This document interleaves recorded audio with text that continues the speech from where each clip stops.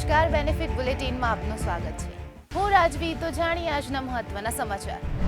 Share બજારમાં 5 દિવસનો વિજય દોર તૂટ્યો. ઇન્ટ્રાડે રેડ ઝોનમાં બંધ. સેન્સેક્સ 118 પોઈન્ટ ઘટીને 81,785 પર બંધ, જ્યારે નિફ્ટી 50 44 પોઈન્ટ ઘટીને 25,069 પર બંધ થયો. જો કે મિડ કેપ ઇન્ડેક્સ 0.44% અને સ્મોલ કેપ 0.76% વધ્યા. વોડાફોન આઈડિયાના શેરમાં 8%થી વધુનો ઉછાળો. 4 મહિનાના ટોચ ઉપર પહોંચ્યા.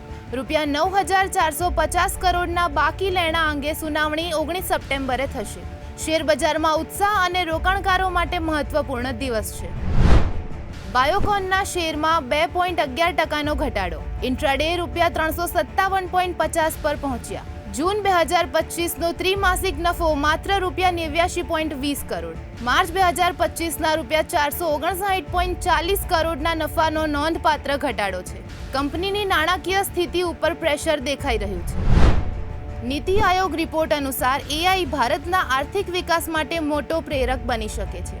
2035 સુધીમાં યોગ્ય ઉપયોગથી 8%થી વધુ વૃદ્ધિ શક્ય.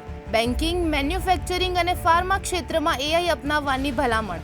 એઆઈ ભારતને $6.6 થી $8.3 ટ્રિલિયન જીડીપી સુધી લઈ જઈ શકે છે.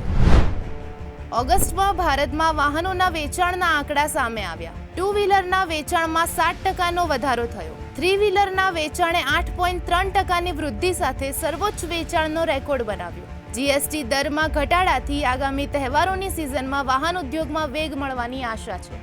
તો આવા જ મહત્વના સમાચારો જાણવા માટે જોડાયેલા રહો બેનિફિટ ન્યૂઝ સાથે.